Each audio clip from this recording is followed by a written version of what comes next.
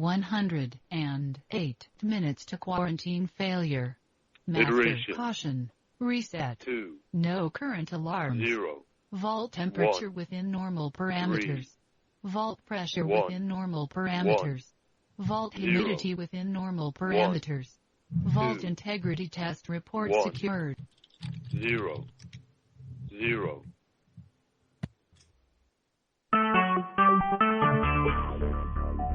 Talk show. We'll do it live. 6, 5, 4, 3, 2, 1. Manual override achieved. For station uplink, enter 3, 2.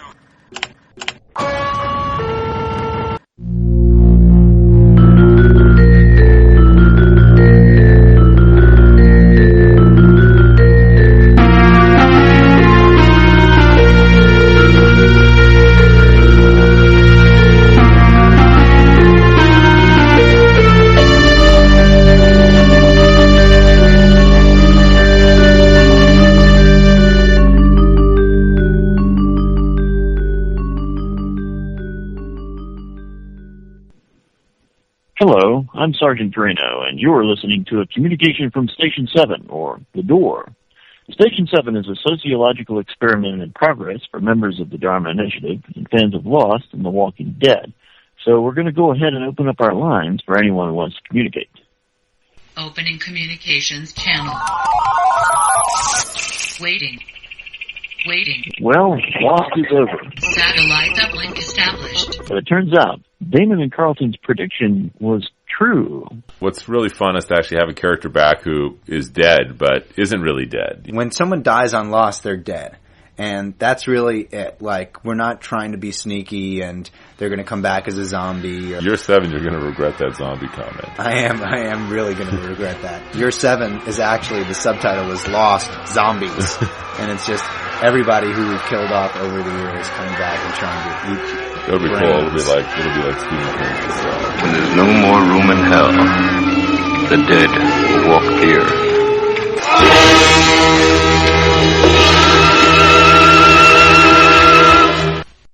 So today, we're going to react to episode 38 of the hit series on AMC, The Walking Dead. The title of the episode is Isolation.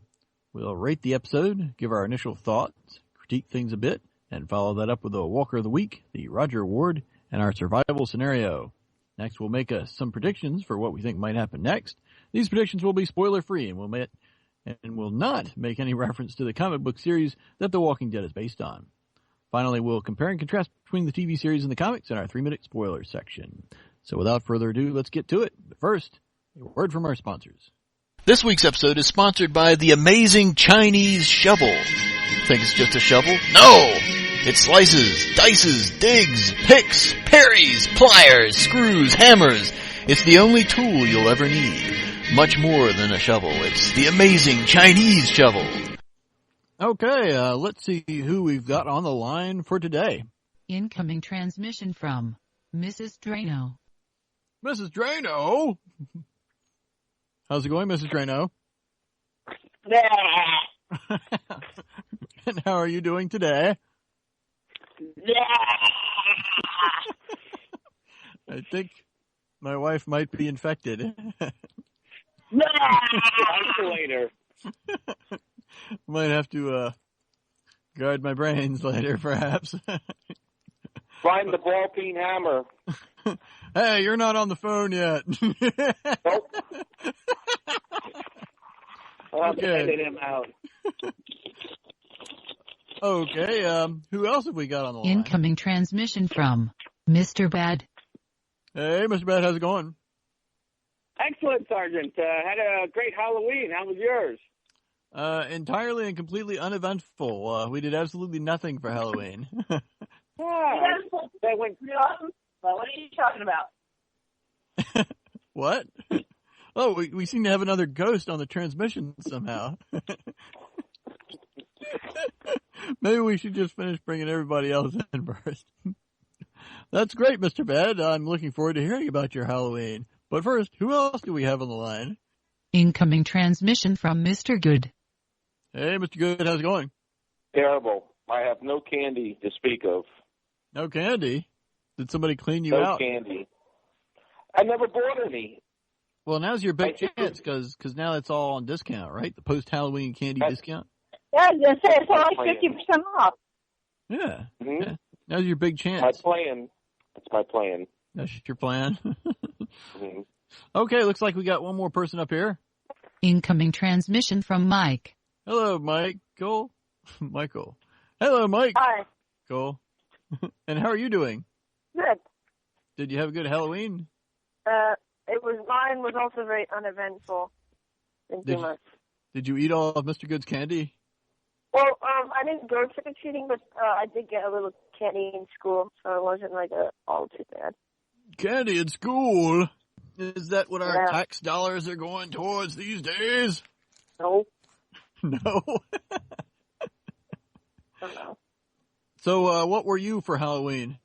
I was Mike. You were Mike. Oh, okay. How about you, Mr. Yeah. Good? What were you for Halloween, Mr. Good? I dressed up. Oh, not the other guy. The better half there, Mr. Bad. I was the scariest thing I could think of. You dressed up as your brother? Science teacher. I dressed up as a science teacher. Oh, okay. Not your brother. Yes. Very nice. He's not scientific. No. He's not scientific. And what about you, Mr. Bad? What did you do for Halloween? It sounded like you had a story there for us. Oh, I dressed up in my Star Trek away jacket and went searching the galaxy. I went into D.C. and went to a concert. Nico Case, a female songwriter from Canada, had a concert at the Lincoln Theater near U Street, and that was very nice. Went to the famous Ben's Chili Bowl for dinner. Had a nice chili dog and a chocolate shake, and had a very nice time at the concert. It's very good. Oh, that sounds pretty fancy. But did you get any candy? I bought lots of candy, and I had eaten half of it before Halloween, and unfortunately nobody was home to give the other half away, so I still have some candy, yes. Maybe you can hook up Mr. Good. More importantly, did you get any sugar? No, just Splendor. I'm not sure what that might be code for. It sounds bad, though. Sounds like some self-applied sugar. Oh. How about you, the wife? How was your Halloween? Well, I can have her on the podcast all the time. All I need is one little sound file that goes blah. And I can just hit that button. Telling you, she sounds infected. Yeah, yes, she does. I think she's infected with the work week. I mean, Good. Oh, dude. My friend Sharon made a whole bunch. She like crocheted or knitted or whatever the heck it is she does. A bunch of these awesome little zombie bunnies with like their innards hanging out for the Walker Stalker convention. I'm not really sure where that is. Oh, but wow. Those guys are big names. yeah. And she's got a friend that they're selling them for her. Uh-huh. And Norman Reedus just bought one of the green ones.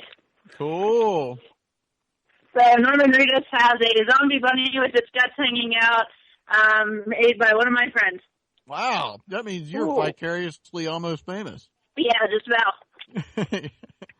Well, what do you mean she's married to you? You're a radio podcasting personality. I said famous, not infamous. Oh. Yeah. Blah!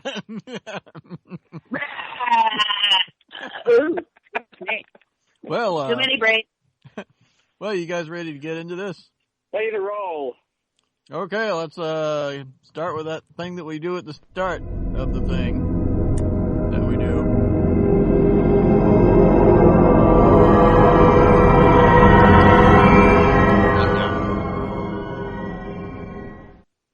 Okay, isolation. Maggie, Glenn, and a few others dig graves while Dr. S.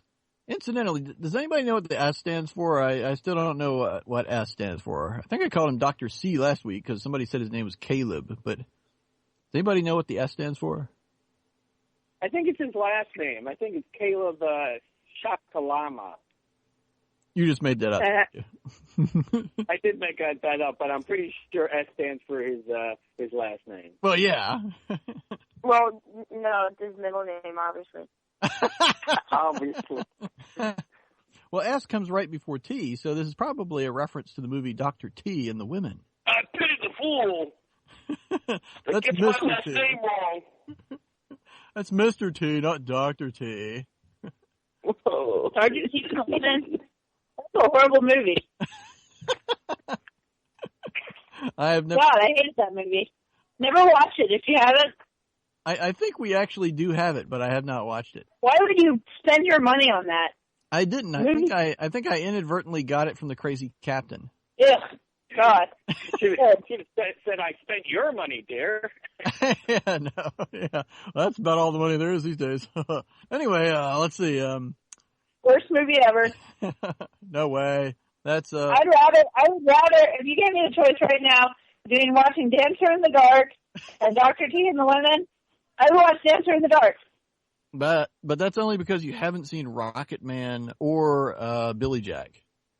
I would watch those two. Okay. I would watch all three in a row before I would watch Dr. T and the Women once more. So if I bring Dr. T and the Women upstairs, you will willingly watch Billy Jack and or Rocket Man? Maybe not at this time, but yes. Okay. We have a bargain. How about you guys? Have any of you guys seen Dancer in the Dark or Billy Jack or Rocket Man? I saw Billy Jack. Rocket Man, I think I saw. That was like that 40s era, a recent movie they set in the 40s, and the guy had a rocket pack and was fighting the Nazis. No, that's the Rocketeer. Yeah, that's the Rocketeer. Oh, Rocketeer. No, I don't know the Rocket Man. That's a better movie, apparently. I don't know. I've never seen Rocket Man, but I've heard tell. Rocket Man is a stupid comedy about a stupid guy who gets sent into space, and then he farts in his spacesuit, and the fart goes through a tube into another guy's spacesuit. Are you kidding? That sounds awesome. That's the whole movie. It might sound awesome, but trust me, it is not awesome. That sounds epic. I'd watch that. Okay, well, we have it. So I'm looking at it right now. And Billy Jack are cuddled right up next to each other. You saw Billy Jack? By the way, Dr. C's name, his last name is Dr. Subramanian. Subramanian. Wow. Something unpronounceable, so. I can see why they call him Dr. S. Yeah. Okay. I gather you got that off of IMDb. I heard his name was Dr. Hess, like Hess, but okay. Huh. Dr. S. Dr. Hess. I could see why somebody would think they were saying Hess. Yeah, that's pretty good too. You saw Billy Jack, Steve? Sure, I saw Billy Jack many times. I'm old. That was a very exciting movie back in the time. Now it's just horrible. Nobody. It's very lame. Then you got the return of Billy Jack, and Billy Jack, he comes back yet again. Okay, I get it way off topic. Let's see. Okay, Dr. S prepares to finish off a freshly dead survivor. Tyrese flips out at Rick and Daryl, demanding that Rick find the person who killed Karen and David. When Rick tells him to calm down, Tyrese attacks Rick. Daryl pulls him off, and Rick proceeds to break his hand on Tyrese's left eye while yelling, "Let go of my!" as Daryl tries to separate them. Later, Herschel bandages up Rick and telling him that they lost 12 people to the zombie outbreak, plus the killings of Karen and David. He encourages Rick to get back on the wagon. Outside, Tyrese is pulling a Jim, furiously digging graves for Karen and David. Expendable Bob tells Tyrese to get his eye checked out, but Tyrese only says, "When they in the ground." He shows off his effed up left eye. Meanwhile, Glenn tries to get encouragement from Herschel that the disease threat is over, but Sasha shows up infected. She heads into Block A and sees lots of infected people, including one who has died and reanimated. She finds Dr. S, who is also infected. The council meets, and Herschel reports that everyone who survived the attack in Block D is now infected, plus some others. He designates Block A for isolation. Herschel tells the rest about a veterinary college 50 miles away that may have antibiotics. Daryl volunteers to put a team together for a run. The council also decides to put the children and the elderly, which means Herschel, in the administration building to keep them safer from infection. Later, Carol and Rick are trying to pump water, but the line is clogged with mud. Carol says they should go out and fix it. Rick says, later. Carol suggests Rick make peace with Tyrese, who is finishing up the graves nearby. Rick apologizes to Tyrese, and Tyrese demands that he find a killer. Rick says the killer may have been trying to stop the infection, but promises to investigate once the infection crisis is over. Tyrese says that's not fast enough, and goes to investigate himself. He does this by glaring angrily at everyone he sees. Rick sends Carl to the admin building and puts him in charge. Carl has the backpack from that guy they left to die on the side of the road. Maggie discovers that Glenn is infected, and Daryl gets Zach's Dodge Charger ready for the mission, and recruits Michonne and Expendable Bob for his team. Daryl tries to recruit Tyrese, but he won't go with Sasha sick. In the admin building, Herschel tries to sneak out to the woods, but Carl catches him. Carl tells him he can't go alone, and Herschel says, "Don't tell me what I can't do." Carl insists on going with him.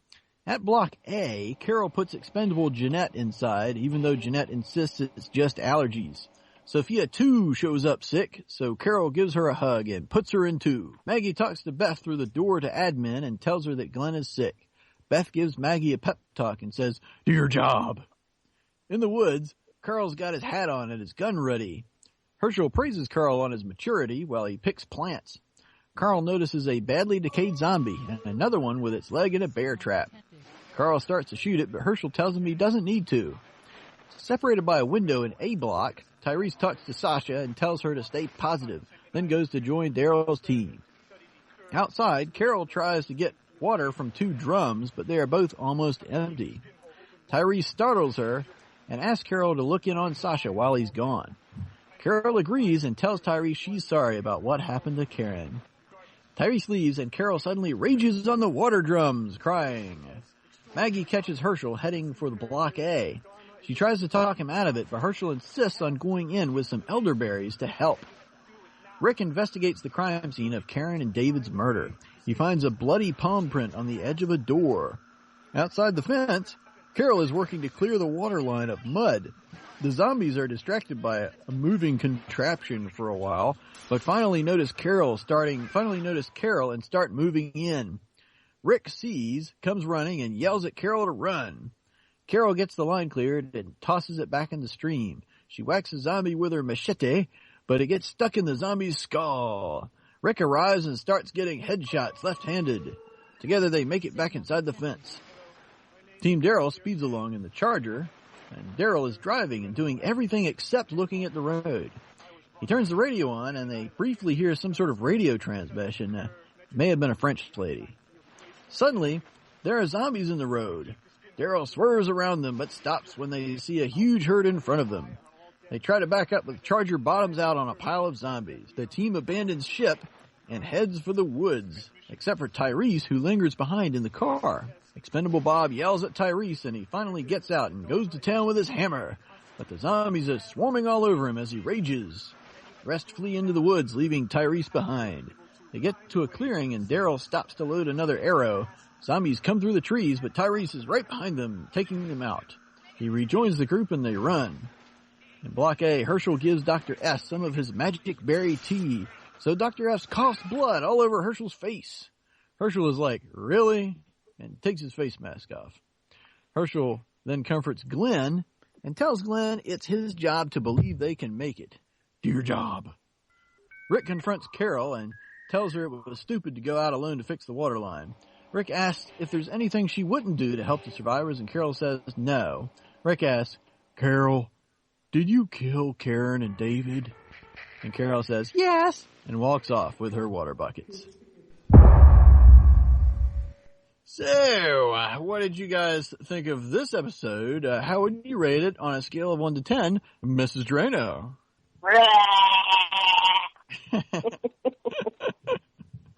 And how does that translate numerically? About a 5. About a 5, okay. How about you, Mr. Bad? Well, I liked it almost twice as much as Mrs. Drano. I'll give it a 9. I really enjoyed it. Wow. I was especially impressed by Scott Wilson's portrayal of Herschel. I thought this was one of his best episodes ever, and I am in deathly fear that they're going to kill him off because of that, because they always seem to give people their best, episodes right before they kill them. Ah. Ooh, I see New York on the call. Who's that, New York? Hey. Hey, is that you, Faraday? Yeah. Oh, cool. I figured at this point, if I didn't get the call, I won't be. Okay, cool. Hey, Steve, you want to queue up incoming transmission for Faraday right quick? Opening communications channel. Waiting. Nope, that's not you it. Are muted. Waiting. Satellite uplink established. I don't have on the board right at the moment. You are unmuted. Find it. Okay. I'll put it in post. Oh, okay. Come in, Faraday! Hey, Faraday, how you doing, man? Okay, I guess. How is New York this time of year? It's actually pretty warm today. It was 72. Oh, that's cool. And did you see this week's episode of TWD? Yes. Oh, okay. Cool. And what would you rate the episode from 1 to 10? Signal detected. I don't use numerical ratings. Oh, that's right. I forgot. But Yeah. you liked it. Yeah. Pretty good episode. Yeah. Are you, in general, feeling better about this season than the way last season ended up? Well, to be fair, the only problem I had with last season was the finale.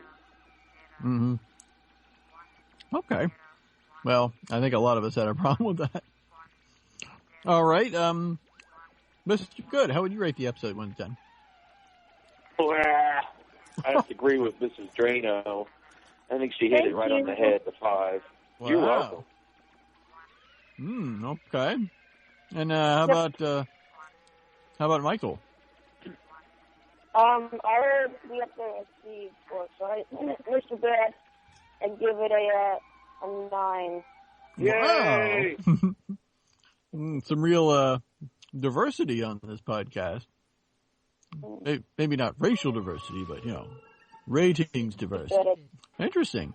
Yeah, I guess I got to give my own. And I will give it a 7. I thought it was, pretty decent, not super great. 7 is kind of like my average rating, I think. So what worked and didn't work? What do you think, Mrs. Drano? What worked and didn't work for you this episode? Apparently there was quite a bit that did not work. So lay it on. Yeah, just kind of overall, I'm feeling the sharks circling.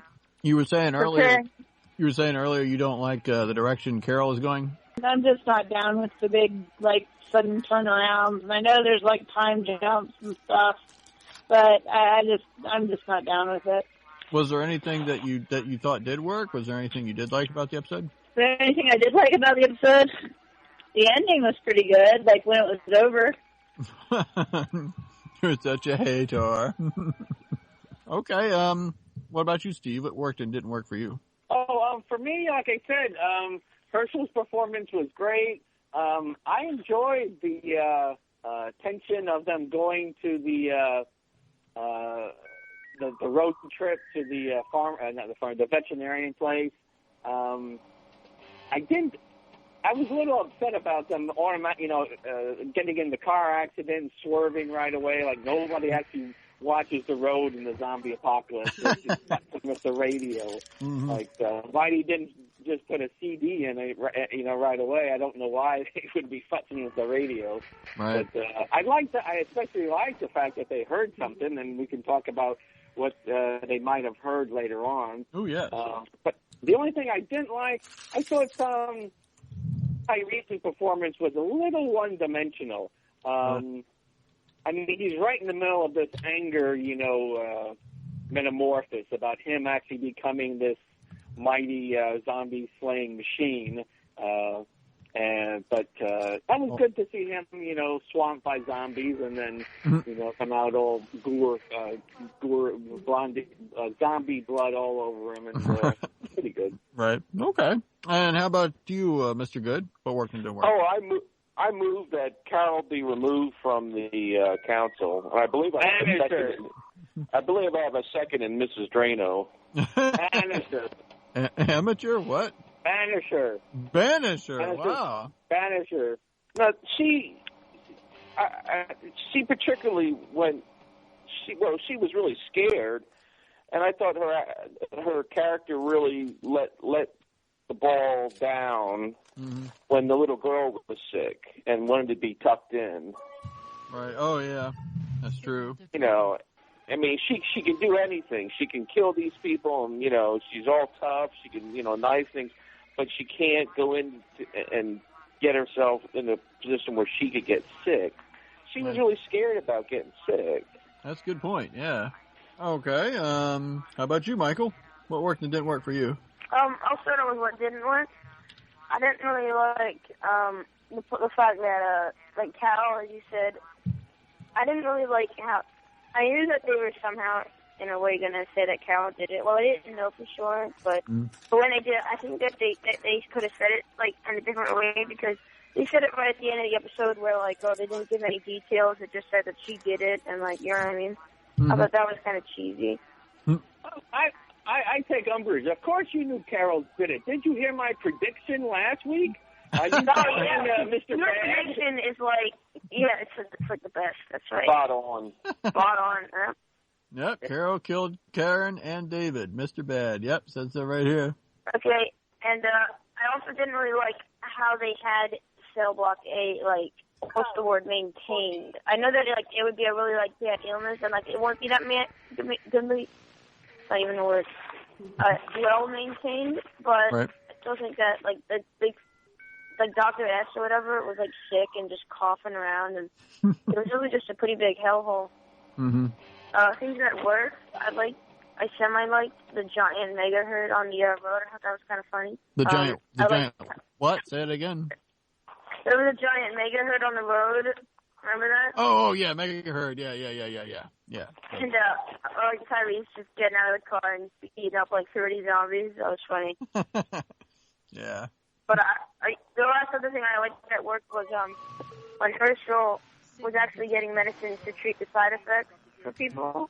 Yeah. I thought like they were finally not like, instead of like sitting in their chairs in their council, like we need to heal these people off. They were actually trying to like treat it. I thought that was pretty cool. Okay, cool. And how about you, Faraday? What worked and didn't work for you this episode? From what I remember about, the only thing I really didn't like was how the big guy, I can't remember his name, managed to survive. Was it Tyrese? Oh, Tyrese, the guy who was being swarmed? Yeah. He should not have been able to make it out of that alive. Well, that's At least somehow they cut away from it. Well, do you think he did make it out, or do you think maybe he got scratched or bitten? Because, I mean, he did have quite a bit of blood and stuff, I remember. We don't really know whether he's injured or not. Based on what they show, he is still alive. Well, he shouldn't have been able to get away from that position. Right. He was getting dragged down from his back, from what I remember. It seemed like he was getting all that from all angles. And suddenly he walks out of the bushes. Yeah, that was kind of surprising. Yes, I've got something to say about that, but I'm going to have to hold it for the spoiler section, I think. I think there might be a comic book reference in there, sort of indirectly, but we'll see. Did you have anything else, Faraday, or should I go on? Not that I can think of. Okay. For me, what worked, kind of like Mr. Bad, I thought all the Herschel stuff was really strong. And what didn't work, I didn't like the whole pumping water from the stream that has walkers all around it. That didn't really quite make sense to me. I mean, obviously the prison has, internal, water system. I mean, if nothing else, you'd think they could run a line down to wherever the prison normally gets water from and just pump it from there. I don't get why they need to run a hose through the fence into a stream. That doesn't really make sense to me. They were probably getting water, probably from a sewer line, which probably isn't functional anymore. Because you're right, if they had a sewer line, you know what I mean, a water main, a water main. Because if they had a well, they should be able to, to get some kind of windmill action going to pump it up. Right. But yeah, I mean, if they had a water main that's not working, yeah, I would agree that the little stream out there is of questionable quality. Because they're killing, zombies every day and letting them decay right under the fence. Yeah. Got to worry about the runoff from the pig farm or the old pig farm. Yeah. All right.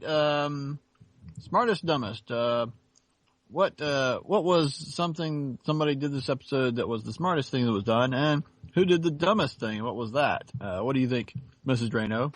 What was your smartest, dumbest? Pass. Okay, Mr. Bad.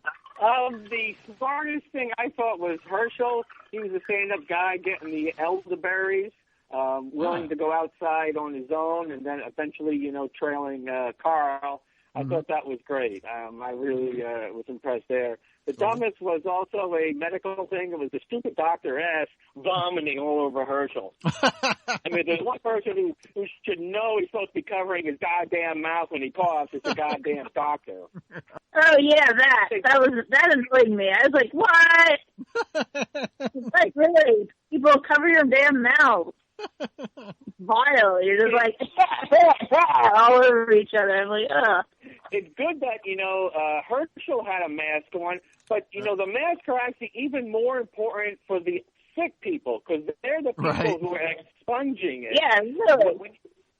The mask actually protects people around them. Whenever you see all these wackos with masks on who are afraid to get sick, that's usually not that effective.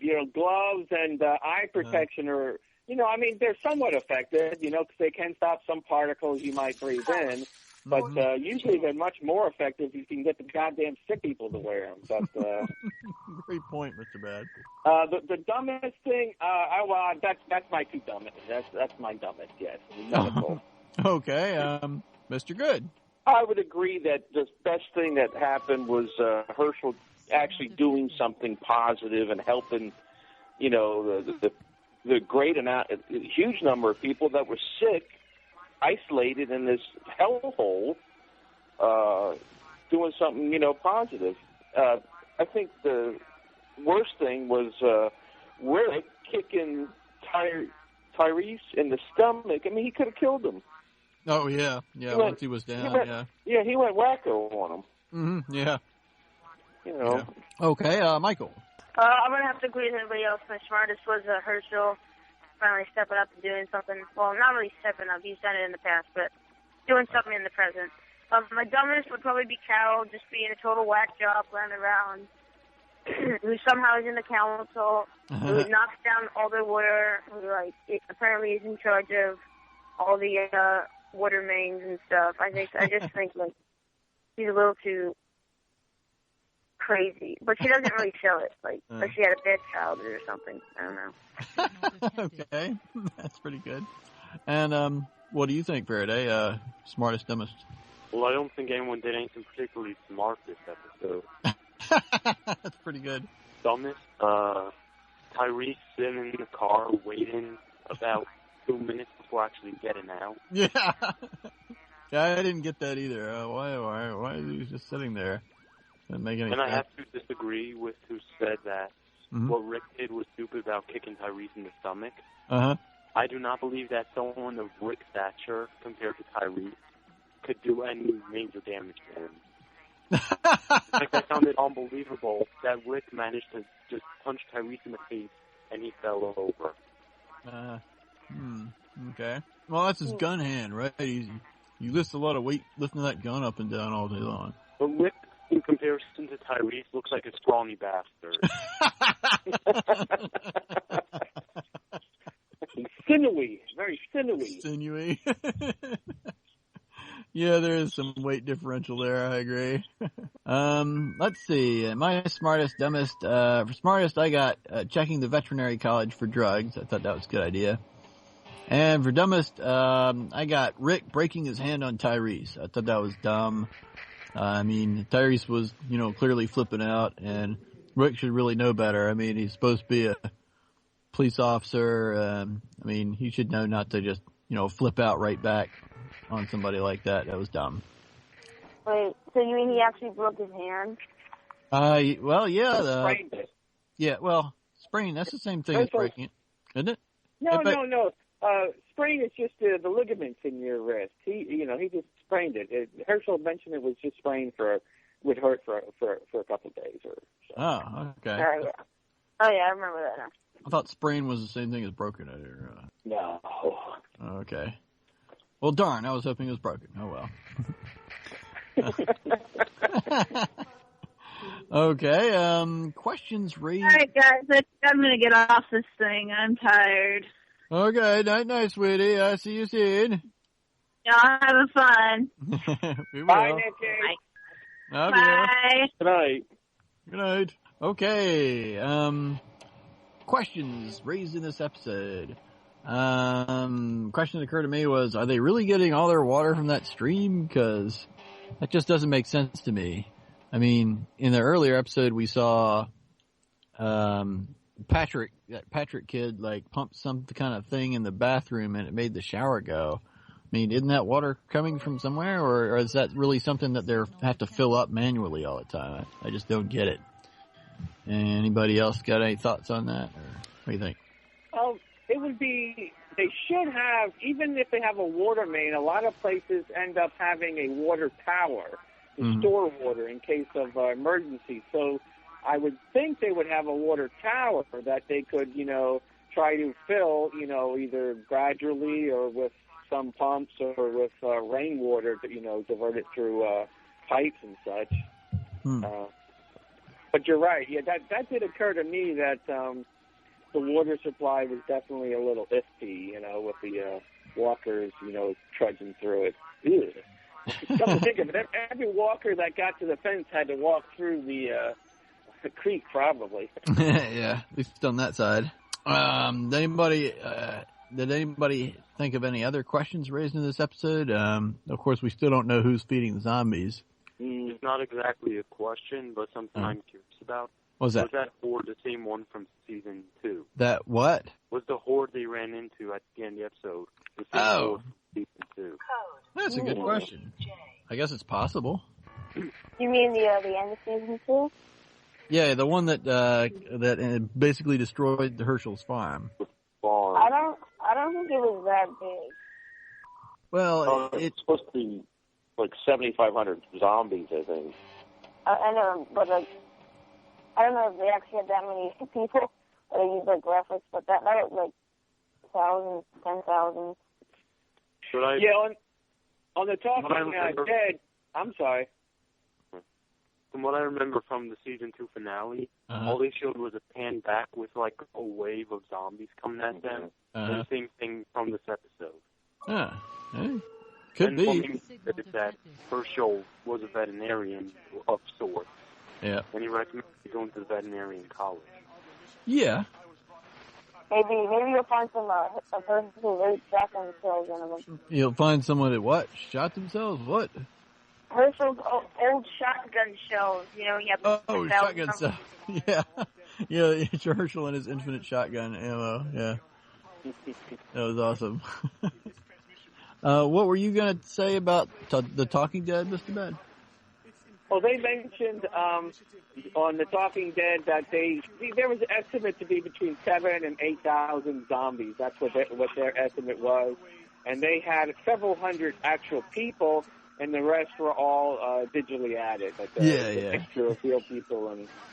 Yeah, when I rewatched it, if you look like way back in the distance, I could kind of tell, that they were digitally added, but it was still pretty cool.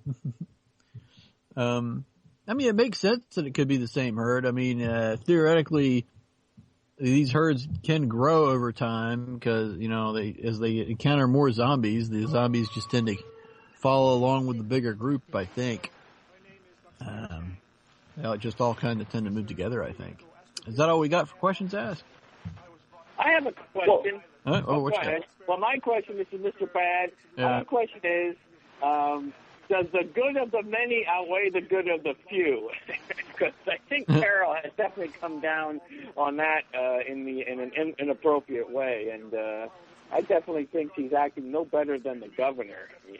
Well, I don't know. I think that's a difficult question to answer. I also think that Carol was acting in a more narrow mindset. She didn't think about who else could have been infected before she went and killed those people. Yeah, she just didn't. She wasn't complete enough. She should have killed more people. She could have killed everyone, and then she would have been like a hero. Yeah. Well, she definitely objectified, all those people, because they were not people she was caring about. They were just, it was like the group was the only thing that mattered, and she was willing to sacrifice anything to protect the group. Then I thought it was very curious when her now adopted daughter comes in and is sick. Would she have had the same brutal, calculations of killing her, if her now adopted daughter was sick? Oh yeah, I forgot. She actually said that she would care for them as if they were her own. And then she shoved them into the Block A hellhole. Yeah, I think she's definitely going somewhere. That's it. Yes. My question is, how many episodes before the total population of the group is simply the makeup of the council itself? Everybody's dying. Yeah, these red shirts are going pretty quick. The first episode you see 30 people, and now you see 9, 11 maybe at the most. Yeah, I don't know. It's kind of interesting. I thought that, Herschel tells us that 12 people got killed in that first attack that we saw, and I would have thought it was more than that, but I guess it wasn't. But 12 people.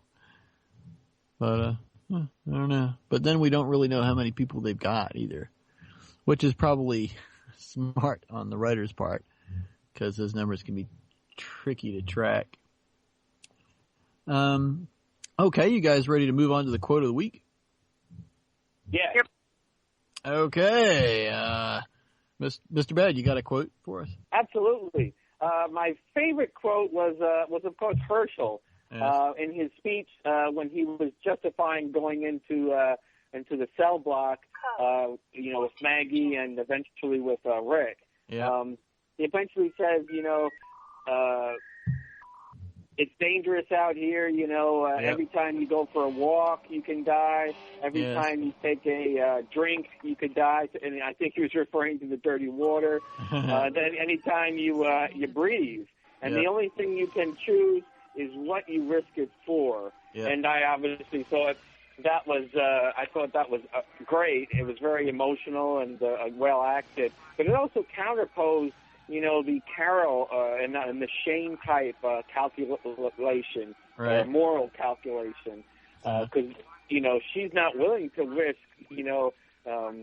the lives of the group for individuals. She's willing to go and sacrifice people for what she perceives as the greater good. And I just have to say that matter morally and philosophically has been completely determined by Star Trek, 3, the Return of Spock, or 4. So. Nice.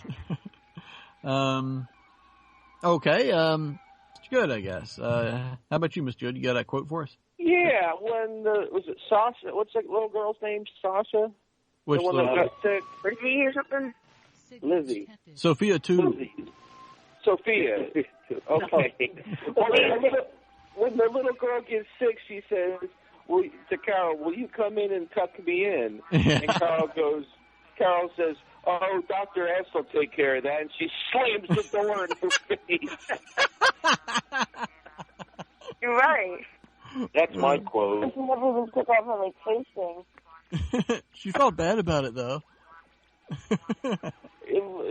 Either that or she was scared. I couldn't tell the difference whether she felt bad about it or she just scared. I think it was a mix of the two, probably. But there were dead people. There were the zombies in there. It's like, oh, the zombie will tuck you in. Yeah. Okay, Michael. What about you? Do you have a quote for us? If you don't, it's okay. I never saw my quote. It's not really a quote. I was just gonna say, when Rick asked Carol right at the beginning of the episode, did you kill Sharon and David. Yeah. And she's just like, oh, yep, I did that. Let me go water the plant. Yeah, that's pretty cold. How about you, Faraday? You got a quote for us? I don't think anything that was said particularly stands out as quotable to me. Okay, all right. And I actually got 3 more. One's another Herschel one. It's when he's talking to Dr. S, and he says, "If you weren't in here already, you'd be in here." I thought that was pretty good. And then earlier, Herschel's got a coffee mug that says Java saves on it. I thought that was kind of amusing.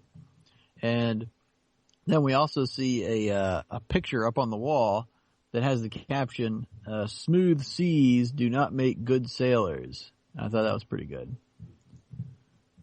Good pickup on the coffee cup, because that's sort of when you can see it in his eyes where he gets the illumination about going for the elderberries. He's looking at the cup, he's looking at the bottom, he's looking at the label, and then he has this, and that's when he goes out and, Carl says, "Where are you going?" "I'm going to get elderberries." Yeah. I thought he was just getting bored. What does the cup mean? What does the cup mean? It means that the secret cure or the secret cure for the flu is actually coffee. Everybody needs to drink coffee and they'll be cured. He just really likes coffee. Yeah, apparently. Coffee, So what he was picking was elderberry leaves? Yes. I think that's what he said. So I didn't know they grew in that area. The only thing that comes to mind when I hear elderberries is that scene from the Monty Python movie. What was that? It's Monty Python and the Holy Grail. Yeah. When the French people were taunting them. Oh, yeah. It's been a long time. What did they say? The hamster and your father smelt of elderberries. Oh, oh, nice. It was constantly second time. Very good Faraday. That was some mental facilities there. I can see why you're such a brilliant scientist. At first, I thought he was maybe referring to when they say, "Bring us a strawberry." Let's see, yeah, I guess it's time for Walker of the Week. Okay, this is the segment where we give our award for our favorite walker for the week, or we sometimes award it to somebody who we think behaved in a manner no better than a walker. So, who gets your Walk of the Week award, Mr. Bad? Carol. Carol's despicable. She's going to have to pay for this murderous carnage he inflicted on 2 innocent sick people. I tell you. She's not going to be able to just walk away from it, like she did with Rick. Rick's not going to forget that. Oh, okay. How about you? I would like to comment on that real fast. Sure, what you got for today? Based on how poor I found her act in this episode, I think she'll be killed off soon. Oh, okay. All right. Do you want to go ahead and give us your Walker of the Week award while you're... Sure, the walker who jammed the tire. Okay. Nice. Mr. Good, what you got? Walker of the Week. I go with Carol. Carol, okay. Definitely Carol, yes. And Michael. I was actually going to say something different than Carol, so I'm just going to go with that, but I think I would say Carol, but just to add a little, different. I was going to say the zombie that got out of, remember the tire? He just got, burned out. Okay. All right, so you're going with Faraday's. Yes. That was pretty gory. That was pretty nice. And I am going to nominate the decayed camp zombie, the one that was leaning against the tree and was all jacked up and just kind of. Yeah, so I vote for that. That's the one that was just like a. He was one with the tree. Yeah. It was all rotted. You could almost see through him. Yeah. I thought that was great. That was a great zombie. Roger Ward. Roger! And there's a lot to get done before you can afford to lose me. Roger. We got this, man. We got this by the ass. Roger, move! Let's go, baby. You all right? Perfect, baby. Perfect. Roger! What's the... Status quo!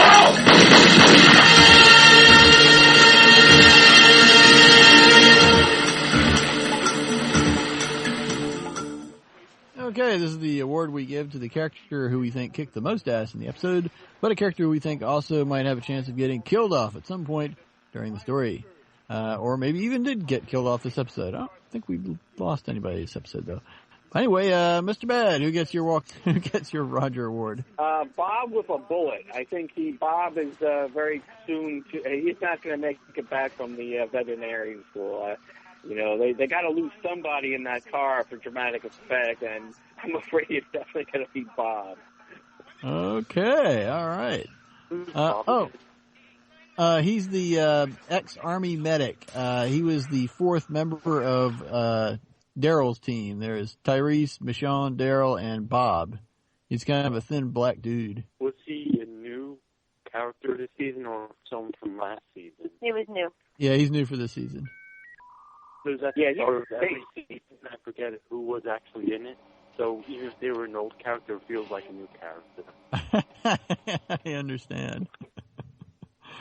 Incidentally, I couldn't help but it couldn't help but strike me that we have Daryl, whose brother is like giant racist guy, and now he's on a mission with like 3 other black people. He's the only white guy there. Thought that was kind of interesting. Okay, Mr. Good, who gets your Roger Award? Oh, I think Herschel had a real strong performance. I think he came out real strong. He's hunting in the woods for the elderberry, his selfless acts going in trying to help people. Yeah. So I think he would definitely get it, Herschel. Mm-hmm. Okay, cool. And Michael, who gets your Roger Award? I think Mr. Bad had it. I think Steve said it right. I think Bob gets the Roger Award. Oh, okay. Yeah.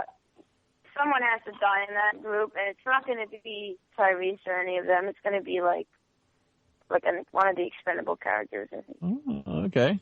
And Faraday, who gets your Roger Award? Honestly, it feels like they're getting ready to commit another genocide. A whole bunch of people getting ready to get killed off?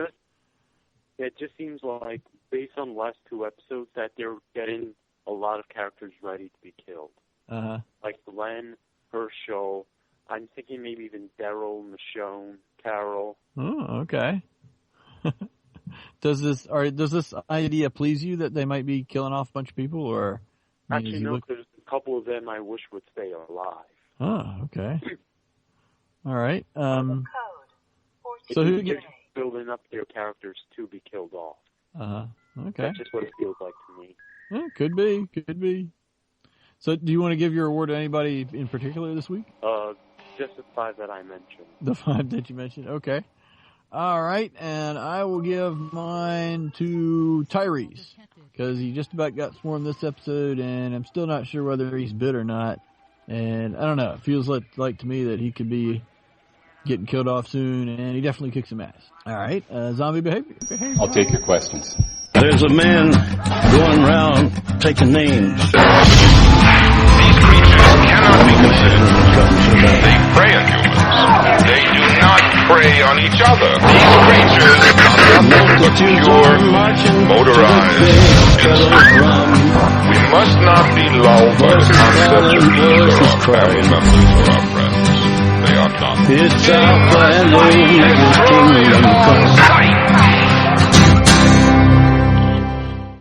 Okay, the only real thing I've got for zombie behavior is that zombies have no sense of strategy. Because otherwise, that getting the water from the creek thing, that's a huge weakness in the whole defense of the prison type thing. That would be so easy to cut them off from their water supply. Anybody have anything else for zombie behavior, or shall we just proceed on? I'm curious about something. Oh, what you got, Faraday? Do you think that they'd be able to trick into eating each other? The zombies? In theory, because in the very early episodes of season 1, they show that by masking your scent, you can make them think that you were one of them. So let's say you gather a lot of sweat, pour it over a zombie, with other zombies based on the scent go after that. Or maybe if you took like a stick of deodorant and rubbed it all over a zombie, then you could, get the other zombies to go after it. Or fresh blood. Fresh blood. I don't know. That's a good question. I would have to say maybe. It is kind of interesting how the zombies, normally are definitely not attracted to each other, even though they do make noise and they move. But yet we've got this stupid contraption behind the fence that make noise and moves, but they are attracted to it. And I mean, you wouldn't think the contraption would smell like anything that they would want to eat, yet they're still drawn to it. So I'm not sure. I think in a way that they are attracted to each other, like sometimes like you see them in herds. I just don't think like the deliberate active noise might not just be enough to really make it happen. Maybe. Oh, that's a very interesting point, because, that would sort of give another rationale for why they go into herds, that they hear the noises of the other zombies and they're attracted to that communal kind of noise movement. Yeah. Once they're formed, they form sort of their own rationale for keeping the move. They're just following the noise and the movements ahead of them. Yeah. But they don't really, once they're in the herd, they don't seem to be drawn to each other's movement. You don't see them bumping into each other all the time because they're walking towards other things that move. So I don't know, it's hard to resolve that in my mind. Maybe it's just a plot hole, but it seems like there has to be something that keys off in the zombie that this other zombie is not a target that goes above and beyond smell. But at the same time, if that was true, then you wouldn't think that smell would be enough to mask other people that were walking around you with the zombies. I don't know. Maybe it's more of they'll attack anything except something that smells like a zombie. So maybe it's a lack of odor that attracts them. Movement or sound plus lack of zombie odor. I don't think zombies can smell. I think they have to be able to smell, because... Yeah, they have to. Otherwise the guts wouldn't work. Yeah. No, they definitely smell. They definitely have an aroma. Yes. But if you look at them, they seem to be able to still see, so they have some, and they move, so they have muscles and, basic nerves, some kind of nerves are functioning. Right. And then the smell is a very hardwired thing right from your, nose to your brain. Right. But that's about it. Nerves and muscles, but I'm not sure they have any digestive ability at all, because I'm not sure they stay shit. Well, I don't know if actually eating does anything for them. Well, we don't see a whole lot of bloated zombies going around, so I'd almost argue that their digestive system must be a lot more efficient than an ordinary digestive system, because we don't see... Or maybe they eventually just erode to the point where it erodes their stomach and it just falls out. That could be, too. Yeah, or to quote another Bonnie Python movie, The Meaning of Life, one thin mint, please, and then they burst. Yeah, you're blown up, man. And then obviously, they still live, Don. They're just looking at their intestines like, I want to eat some more. I think Michael might have it there. It's the zombie tree guy. He didn't have any guts left, and even if you filled up, maybe you fill up and you burst. Yeah, maybe so. Yeah, I guess that's possible. What about the one that possibly ate Rick's wife? I forget her name. Lori. That did not happen. Blocked from mind. Well, you remember that one that was all fat and stuff, and it was like cutting his belly open? Yeah. That one looked like it like ate too much, and it was like just like sitting out like. That was so stupid. Oh man, I hated that. 42 minutes to quarantine failure. Very amusing. Did anybody have anything else for zombie behavior or zombie observations? Sergeant Drano, I would add just what you were doing. They seem to definitely are forming herds. The first season, that you know, in the cities, they were forming pretty big herds. Right. Herschel's farm, they were. Prior to that, they were following helicopters, you know, motions, and they seem to have an inclination to form herds. And I think that something's going to happen with these big herds. They've got to deal with them somehow. Do you think there's any sort of a collective that the zombies have, or is it just completely sort of subconscious type stuff? Anybody? No, I think from what the CDC was saying, you know, it's just a visual cue, you know, just movement and looking for food. Well, remember when we saw Shane turning? I don't know if that was just like to add to the suspense, but it looked like he was getting like bloodlust and stuff, remember? The one that did what? When Shane was turning, it looked like he was getting like bloodlust and stuff. I don't know if I had to do it anything, but that might have been an acting choice. It shows The Walking Dead's really contradictory. Yeah. Maybe there was some slight remnants of memory there that Milton Mamet was looking for. He really wanted to screw over Rick somehow last time. Yeah. Some of his anti-humanity was left. Yes.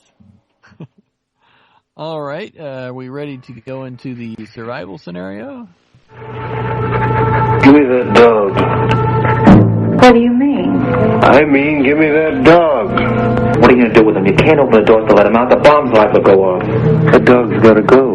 We're going to need every bit of air to breathe ourselves. After a while, we'll be laying on the floor to get fresh air. But he's just a little dog. He doesn't breathe. We can't have him here. No. Dog's got to go. Don't you touch him. Wait a minute.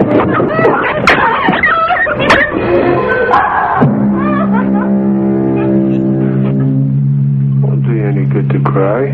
It's all over. A little while you'll be thanking me.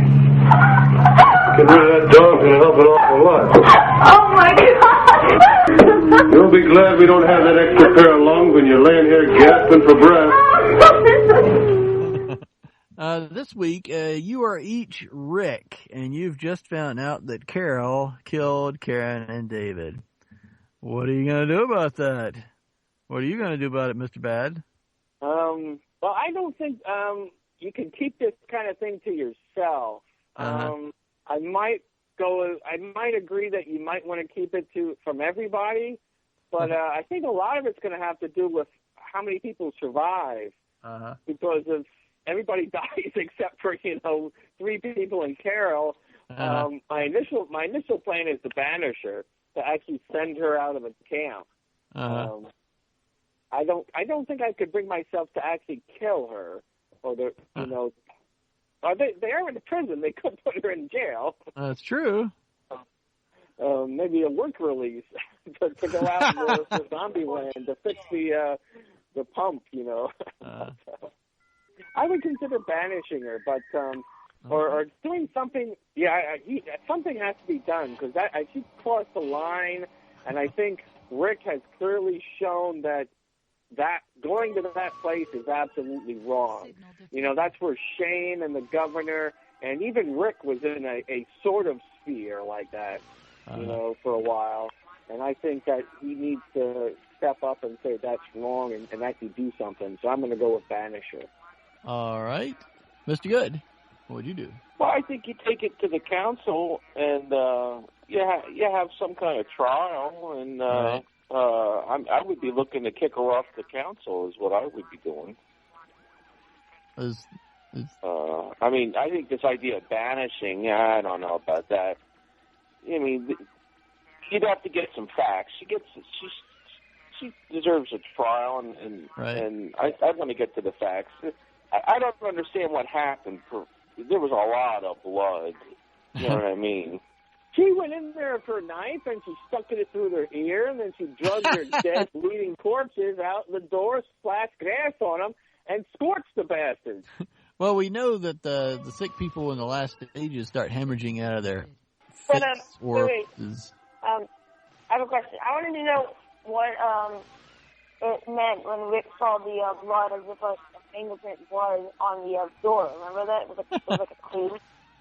That was kind of interesting / amusing. I mean, it's like, oh, a clue, but, I mean, it doesn't really help him figure anything out. Or maybe it might mean that either Karen or whatever the other freaking name, David or something. Well, maybe one of them was like alive or something. I don't know. It could actually open that. Based on how big the handprint was, they'll narrow down who actually did it. Yeah, could be.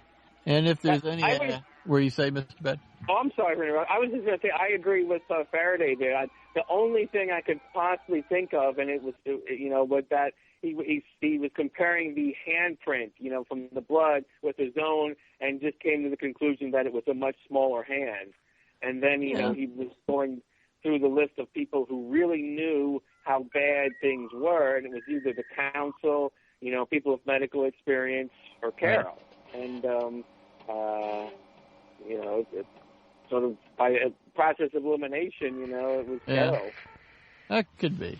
I mean, I guess the question is, when he asked Carol if she killed them, I mean, it was still just a suspicion at that point, right? Until she said, yeah, I killed him. I don't think there's any proof. Yeah, I don't think he has any proof. Yeah. Okay. Let's see. Oh, Michael, what would you do in this situation? There's actually, I don't really know what I would do. I'm just going to say what I might do, okay? I might, either banish her or, shoot her and then, shoot her weird hair / wig off. And then I might, if I didn't do that, I would, lock her in the same cell that she pulled, or, I don't know, Karen and David's body out, with all the blood in it. I'd just throw her in there. Dang. I'd give her, a dog biscuit and then just, walk away. Wow. Harsh. And, and then I would just leave it under the table and say that that's not Carol, that's just, some zombie, and say she died outside. Wow. Okay. Not pulling any punches. How about you, Faraday? What would you do? I would probably consult a group of people, maybe not necessarily the council, because I believe most of them are partial to Carol. Try to go easy on her. I would go to a neutral party, one who not overreacting, either direction, and ask what to do. Okay. Yeah. And I would definitely have to go the trial route, I think. And the tricky thing is, I mean, you can't really do that right now because, I mean, you're in crisis. So I guess I'd probably essentially give her parole for the duration of the process of the crisis until they figured out, till the crisis is over, and then lock her up until you can organize, how you're going to put her on trial, and then have a trial, and then see how it turns out. Well, where will you lock her up? Well, it's a prison, like somebody else. Yeah, but where in prison? You can't send her to cell block D or A because that's essentially a death sentence. Oh, you can put her in D. You can put her in D. Just lock it up. Where the slaughter was, and that place was quarantined because going there could make you contract the disease. Then throw her in there. Oh, okay. Put her in one of the other cell blocks. I mean, if they have cell block A and block D, then presumably there's also... that A cannot be used because A is where they're holding all the sick prisoners. Put her in a lock and chain and have people spit on her all day. Not without a trial. Dig a hole. Dig a hole. At her, 25 cents a piece. Damn. I would. Gotta have recreation in hard times. It's a prison, and there's plenty of places to lock her up in. I'd lock her up somewhere until the crisis is over, then put her on trial. I mean, I can't really say kill her, Because at the moment, they knew that they were going to die. So it's not like they could save them. At the same time, you need to set precedent. Right. So there needs to be punishment. It's not necessarily death. Yeah. That's a good point, because if it goes back to Rick's three questions when he meets people and thinks about bringing them in, it's like, how many walkers had you killed? How many people had you killed, and why? Yeah. So I mean, you definitely got to take into the circumstances, but there's got to be some kind of punishment to tell Carol and anybody else that this is, we're going to have new rules. Yeah, I agree. I would let the jury decide the sentencing as well. That's what I'd do. Okay. Yeah, that's a good way too. Then you spread the blame. Yeah. All right. Are we ready to move into predictions? The Dharma Initiative called it the lamp. This man and his team created a series of equations which tell us with a high degree of probability where it is going to be at a certain point in time. Event window determined. Extrapolating sound and vision. Okay, this is a segment where we each give a prediction of something that we think is going to happen this season, preferably something specific enough so we'll be able to tell whether you got it right or wrong by the end of the season. So, Mr. Bad, what prediction do you have for us? The reading's on the wall, and Faraday and Mr. Good already, were talking about it. Death is in the wind, and it's blowing toward Woodbury and the veterinary school. So even if they manage to get to the veterinary school and bring some medicine back, somebody's gonna die there. And when they get back, I think they're gonna find several people of the sick people dead, and maybe even some of the main characters. So I think there's gonna be a lot of death in the next 2 episodes. That's not very specific, Mr. Bad. Still plan to go to the veterinarian school? Yeah. I think it's about 50 miles. I think they were there though. I think that's what they were looking at past the herd. I think that was one of the buildings in the veterinary school. Yeah. I took that as a pan out of look how many zombies there are. Oh, maybe close to the prison. it was fought over or something. Billions and billions, Mr. Rico. This place crawled, sir. And it's not a 12-hour trip by car. You can find cars in the zombie apocalypse. That's not a big deal. And you can eventually scrounge enough gas. Now, 50 miles worth of gas, you might be right. That's more than a little.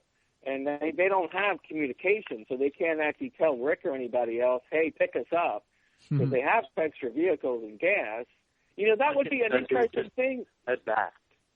Well, if they actually had put out, what do you call that, when you take supplies out and you put them like at distances from your camp and you bury them. Cache. Caches, yeah, put caches. That would have been real smart, especially for gas and some things like that, just some minor things, food and water, at strategic spots, because... if you get diverted or something by a horde, your tank of gas may not last you very far, depending on how many how far you got to divert, especially with the back roads and such. Well, I don't think that was really an option for them, since they recently took in a fairly large group of people. They were running low on resources as it was. I don't think they had the privilege of just sending out perishable goods or goods that they could be using at the moment. Random locations, in the off chance they would have to go there. Well, I wouldn't say random locations. I would say they should have some well-worn supply areas, and just along those. So the reason why it's random is, let's say that you decide to make an outpost to the north, or a cache, or whatever, but a horde is coming from the north. You will not be able to access the supplies are deposited there, as you will be forced to retreat in a different direction. And if you send caches in all directions equidistant from the prison, then you're spreading your resources too thin. Yeah. I don't think that they're currently in a position to be able to do such a thing. I tend to agree with Faraday on that one, yeah. Well, I'm just going to go back and say one last thing, and that's because they don't have communication, having some minimal cash means that's a place to go to if people go out on a supply run and they don't show up. At least you have places you can go and look. And if people get forced away, well, that's a place where they can leave a note about where they're going. Because right now, they're on their own, you know. That's true. That's my last word on it. I agree. You have valid points. It makes sense in theory, but the point is they're too low on resources. Yeah. Even if it's just ammo, they could be using the ammo. If it's food, they're running low on food. They can't just be, and most food is perishable. They can't afford to just be sending it to locations just in case someone gets cut off, when they could be using it for the larger group. Put a box of mac and cheese in this ground here.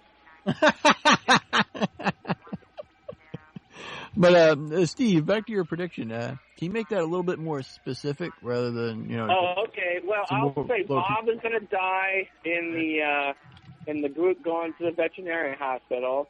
I'll say at least 3 people will die of the sickness, you know, non-name characters, red shirts. And I'm going to say Herschel's going to bite the dust. As much as I love him, you know, he's had a great episode the last couple of times, and I'm thinking they'll have one more good, you know, finale episode where he's like a hero, and and they're going to kill him off. All right. Okay, Mr. Good. Well, predicting death in a zombie apocalypse, as Mr. Bad has done, is like predicting rain in the middle of a hurricane.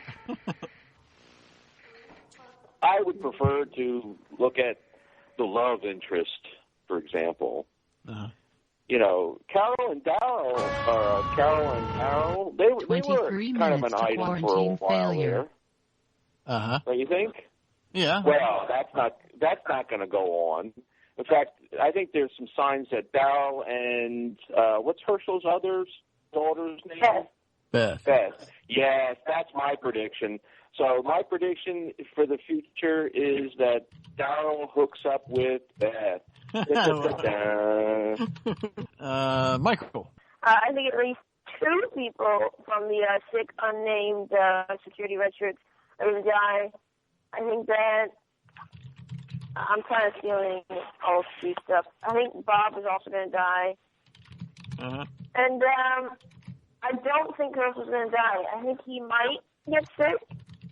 To put down Herschel gets sick. Okay. But I don't think he's going to die. Okay, so at least 2 more deaths from the sickness. Bob dies. Herschel will not die, but may get sick. Faraday. Okay. First, I'd like to say a very bad analogy. Okay. Predicting rain in a hurricane. Well, by definition, a hurricane brings rain. Right, yes. A hurricane without rain. Yes. But, well, it might just be like wind. But smooth seas don't make a good sailor. But moving on to my prediction. All right. Well, as I mentioned before, I believe that a large amount of death is going to be coming. Yes. Specifically, they'll be killing off, if not all, the vast majority of the red shirts. Because it seems that it's going to be coming time to leave the prison soon, based on how it seems like they're getting ready to penetrate the fence. Mm-hmm. And we still don't know what happened to the governor. Right. And I think at least Herschel, Darryl, and Michelle will die. Ah, okay, wow. Herschel.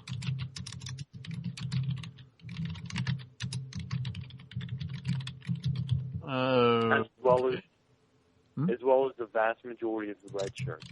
As well as okay. All right. And last but not least, for my own prediction, I predict that by the end of the season, Expendable Bob will be revealed to be an agent for the governor. Oh my God! I think Bob is a mole. Not bad. I think he's also probably the one that's been feeding rats to the zombies. Yeah, I know. I've heard on a lot of podcasts. I've heard people express the belief that one of those girls have been feeding the rats to the zombies. One of the little girls. I don't think that's the case because I mean it's not exactly that easy to catch rats. I don't see those little girls, catching all those rats to feed for those zombies. So I think I actually had the theory that someone was giving them the rats and put the idea in their head to feed to them. They themselves was the one doing the feeding, but it was not their idea. Huh, okay. Or they had assistance in some way. So they were talking about how they're still alive, they're just different. Uh-huh. And then you saw them spend a fair amount of time near the fence. Yeah. Which could also explain why the kid, I forget his name, contracted the disease that Rick saw in one of the dead. Uh-huh. Well, it probably started with mice and led to rats. Mice was the gateway animal. That's an interesting point, though. Carol certainly could have been teaching them basic survival, and they were doing trapping, so they could have, showed the kids how to trap rats, both to protect the prison from disease and also to catch food. Yeah, but I think it was on the second. Wasn't it right on the second episode or something when they first showed feeding the rats? And she was just getting a knife fighting, right? She was just breaking away from stores, or has she been teaching them for a long time? Well, that's an interesting. For a while. Yeah, that's an interesting point. We get the impression that maybe she was doing a different subject each class, and that particular day it happened to be knives. But I mean, I guess it's also possible that was the first day she actually split with regular story time. But I don't know. No, based on what I could tell, it seems like she's only discussing the basics and not doing any actual practical testing. Right. Like, they're not getting hands-on with it. Right. That will be a little hard to keep under the rug. Yeah. Yeah. Right. So I don't think that any of them would really have the ability to catch it themselves unless they were already doing that before they went to the prison. I tend to agree. Also, I don't know who would trap rats for sustenance. Well, if you're desperate, you're desperate. Man, you can eat rats. Lots of people eat rats. I've never eaten a rat. You couldn't eat on a rat. My wife tells me she's looking up recipes on how to cook squirrels, so we might try squirrels sometime in the near future. So we'll see how that goes. But if you had a pet zombie and he was starving, you'd catch a rat. How? How would you catch a rat? Well, I think they showed that they don't require for the golf club. So I don't think they starve. Okay. A little bit of peanut butter. A little bit of peanut butter. All right. That's actually a good idea. Cheese. The rats in peanut. They'll cover the rats in peanut butter, feed them to the zombies, and this way the zombies can't open their mouths. Genius. That's brilliant, man. You noodle. Instead of catfish noodling, you'd go noodling for rats. 16 minutes to quarantine failure.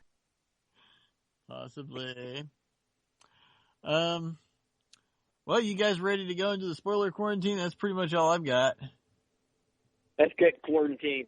Or here, does anybody want to talk morality about Carol, about how wrong she is, or how much? Oh, come on! The zombie apocalypse, everything goes. Well, I wouldn't agree with that statement. I did think it was interesting that when Tyrese is like demanding that Rick find, the killer, Rick actually sort of, halfway the action by saying, well, maybe whoever killed him was just trying to stop the disease from spreading. That Rick, even kind of almost defends the actions a little bit there. That surprised me a little bit. Well, I think the point was that if he found them first, not compassion, 15 minutes to quarantine failure. Say that again, Friday. Well, I think the point of saying that to Tyrese was to calm him down a little, and so that he doesn't just murder them on the spot. That's funny the way he was walking around glaring at everybody. Roar! Roar! I mean, I agree that it was wrong to just kill them without telling anyone or without any kind of consultation. Yeah. But at the same time, it was also very narrow-minded, not concerned that someone else could have been infected at the same time. And just killing those two. Yeah. But at the same time, there needs to be punishment.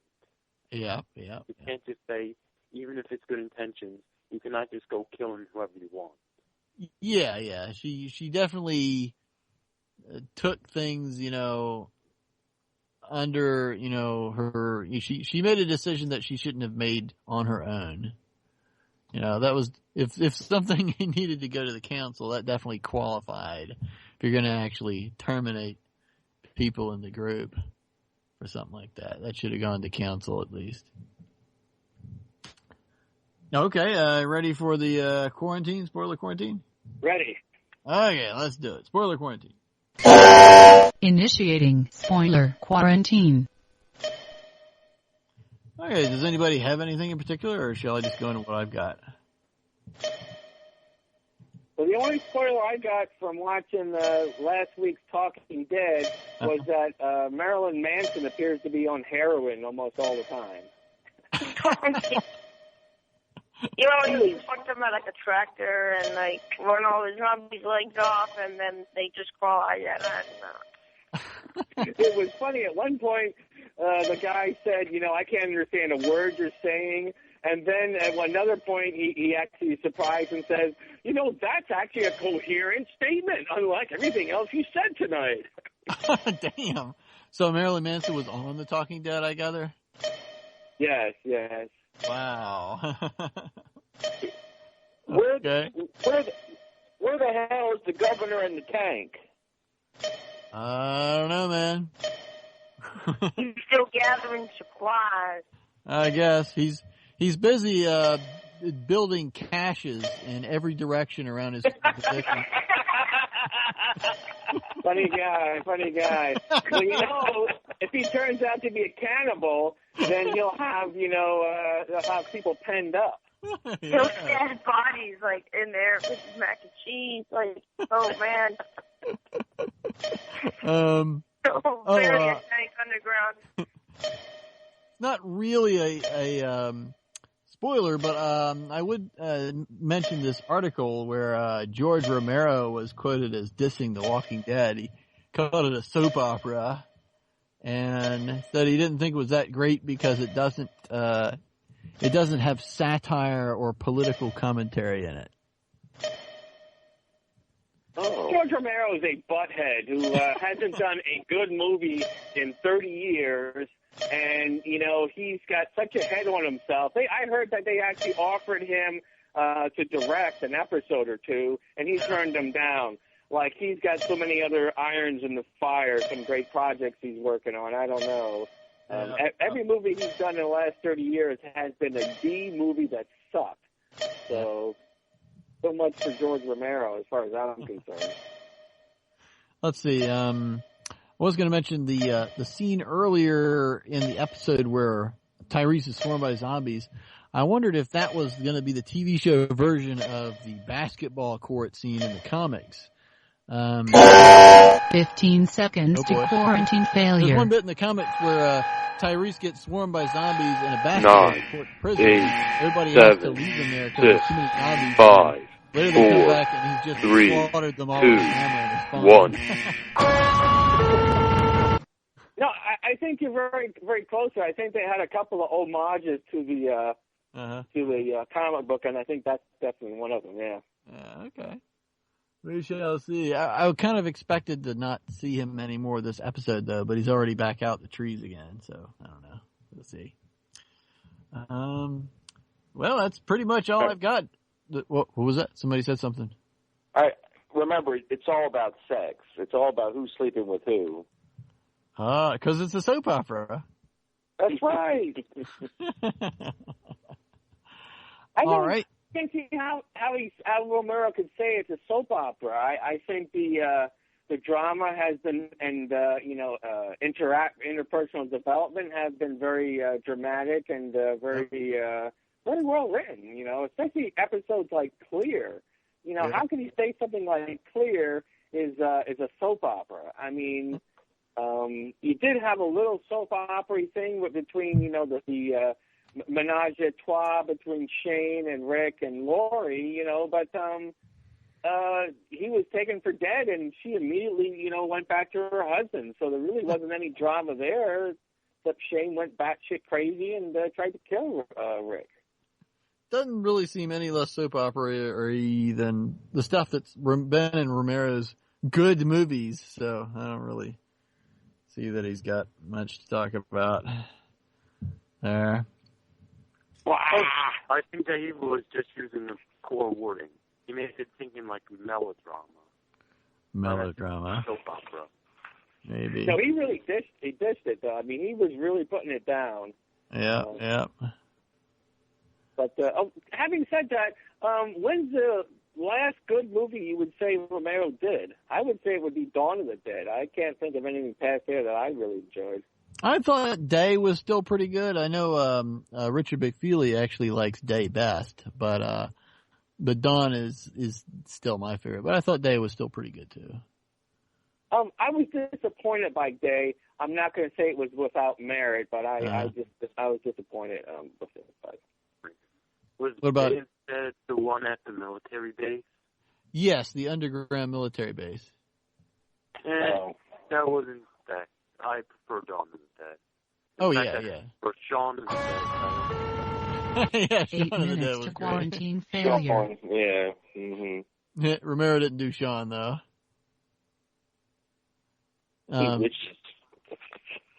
What?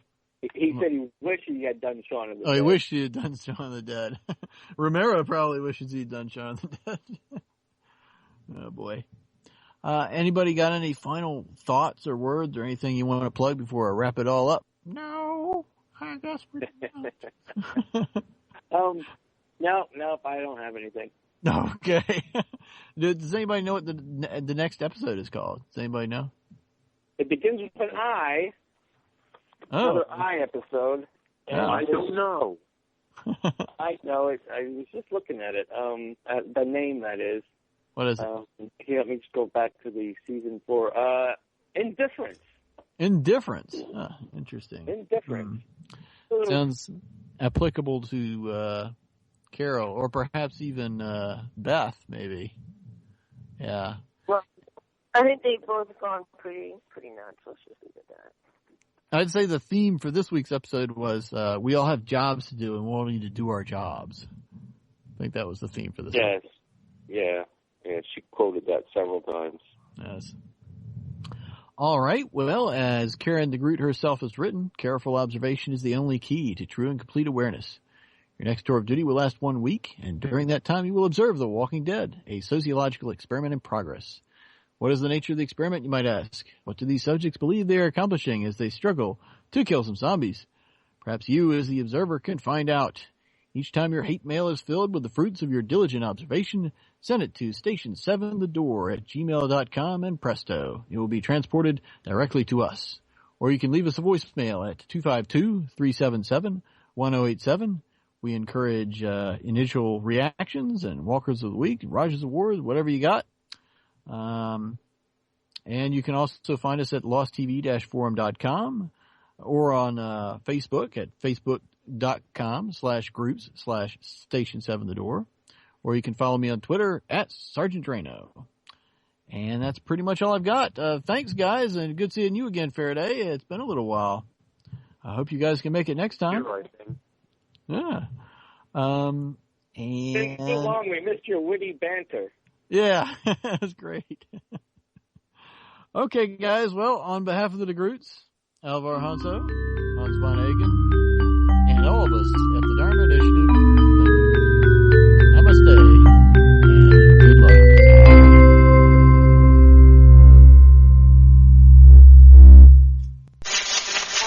Mr. Bad! Goodbye, robot. Call recording has been completed. Goodbye. Well, it looks like my internet crashed, so that means the episode's over.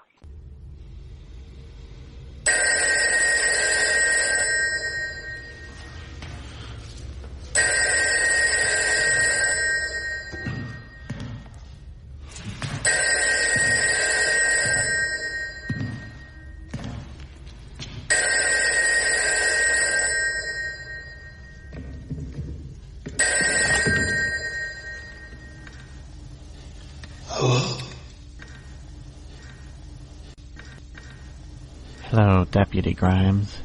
My name is Milton Mamet. You probably don't remember me. We only met briefly during your summit with the man you call the Governor. But that was when I was still alive and still a friend of Philip's.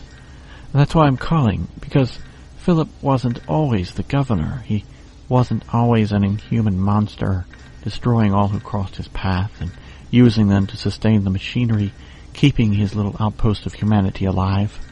Woodbury was once a sanctuary, and once he was a good man who cared deeply for the people who clung to survival at Woodbury.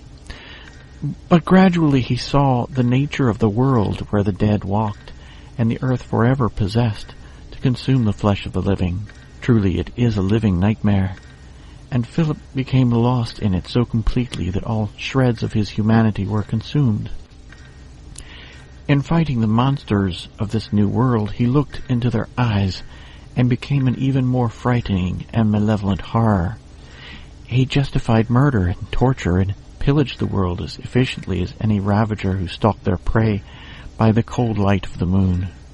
All outside of Woodbury became grist for the mill that sustained his world. He came to see his own humanity as weakness, and he purged it from himself to the utter ruination of his soul. So this is a warning to you, Deputy Grimes, not of the risk to your soul, or the danger of you becoming like those monsters stalking the trembling and frightened remnants of humanity. No, I see in your eyes the loathing and abhorrence of that violence that has become a daily routine of survival in this new nightmare world. But the danger lies in your friends and family, who have come to love you.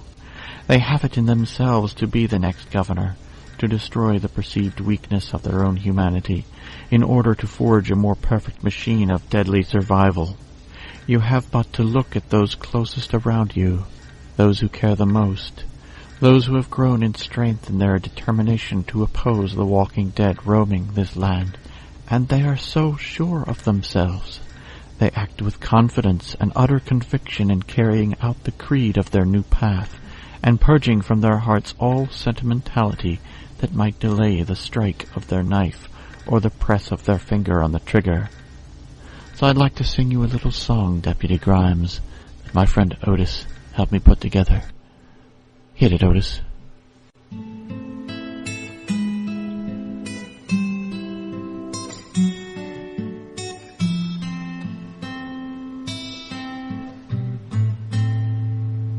There's a lady who's sure that there's a golden rule, and she's killing a pathway to safety.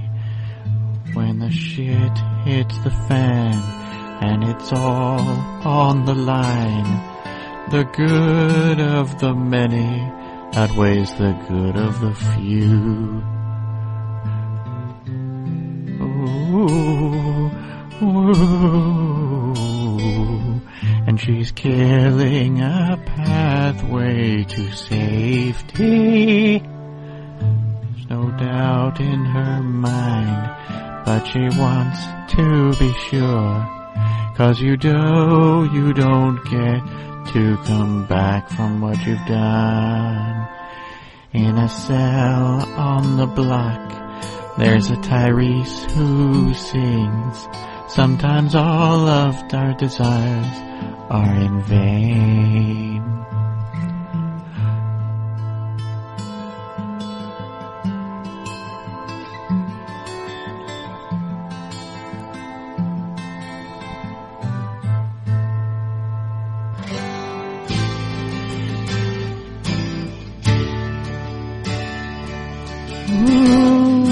makes me wonder.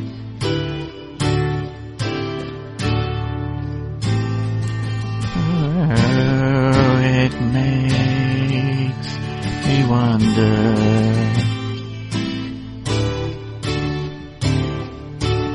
There's a feeling I get when I look through the fence, and my spirit is crying for safety.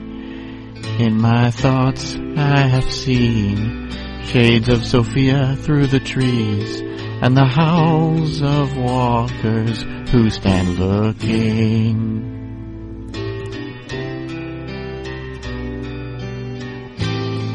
Ooh, makes me wonder.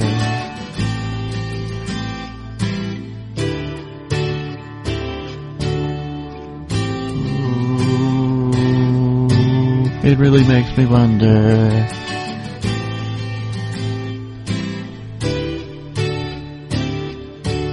And I whispered that soon, if I call all the sick, will Rick call me to justice? But a new day will dawn for those who live on, and the prison will echo with laughter.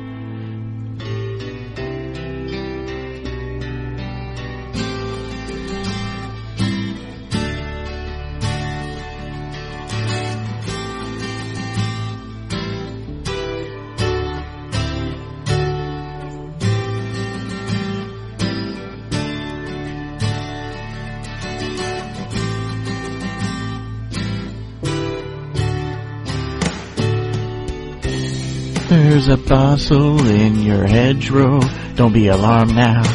It's just a smattering of zombies. Yes, there are two paths you can go by, but in the long run, is there still time to come back from what you've done?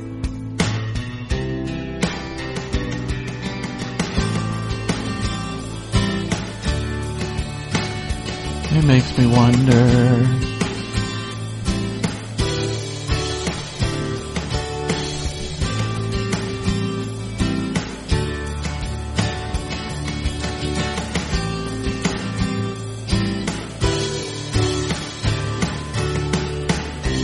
Her head is humming and it won't go away, 'cause she killed him in the rain, and it's Rick calling you to justice. Dear lady, can you hear the walkers howl? And did you know your pathway lies on the whispering wind?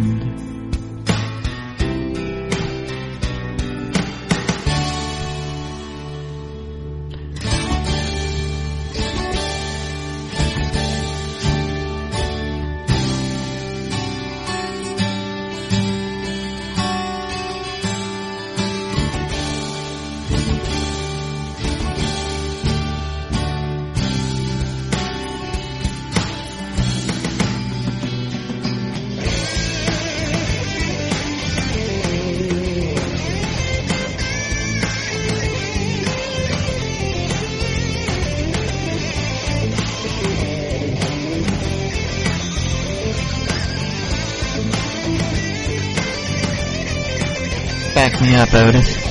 Just wind down the road. Our shadows taller than I saw. There walks a lady we all know, who shines devotion and wants to show how everything is still justified. And if you listen very hard, the morality will come to you at last, when we one and all are resolved to be a rock and not to weaken.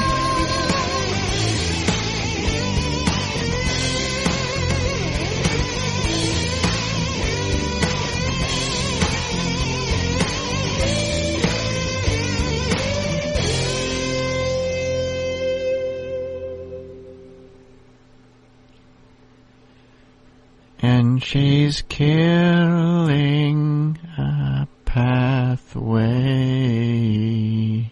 to safety. Yeah, rock on. Very good.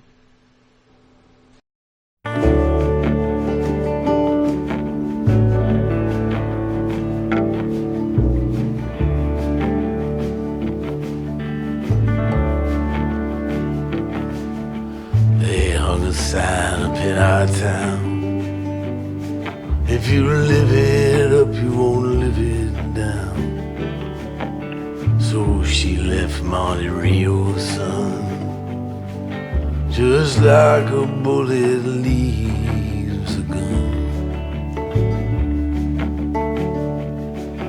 With a charcoal eyes and Monroe hips, she went and took that California trip. Oh, the moon was gold and her hair like wind. Said, don't look back, just come on, Jim. Oh, you got to hold on, hold on. You got to hold on, take my hand, standing right here, you got to hold on.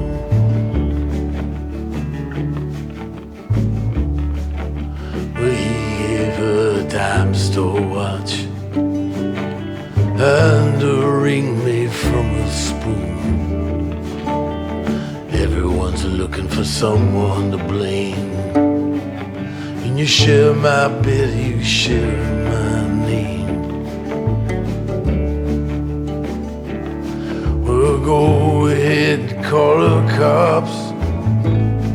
You don't meet nice girls in coffee shops. She said, baby, I still love you. Sometimes there's nothing left to do. Oh, but you got to hold on, hold on. Baby, gotta hold on and take my hand. Standing right here, you gotta hold on. Well, God bless your crooked little heart. St. Louis got the best of me. I miss your broken China voice. How I wish you were still here with me. Oh, you build it up, you wreck it down,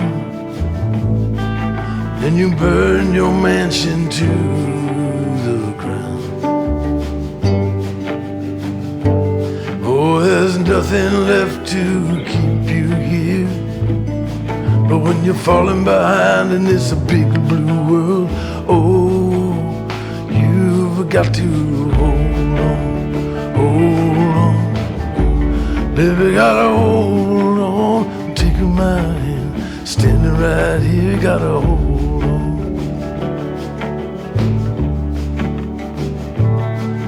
Down by the Riverside Motel,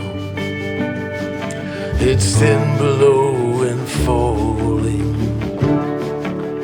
By a 99-cent store, she closed her eyes and started swaying. But it's so hard to dance that way when it's cold and there's no music. Oh, your old hometown so far away, but inside your head there's a record that's playing a song called Hold On, Hold On. Baby, gotta hold on to take my hand, standing right there, gotta hold on. You gotta hold on, hold on. Baby, gotta hold on, take my hand, standing right there, gotta hold on. You gotta hold on, hold on. Baby, gotta hold on and take my hand, standing right here. You gotta hold on. You gotta hold on. Baby, gotta hold on and take my hand. Standing right here, you gotta hold on. You gotta hold on. You gotta hold on. You gotta hold on. You gotta hold on. You gotta hold on, baby. You gotta hold on, girl. You gotta hold on.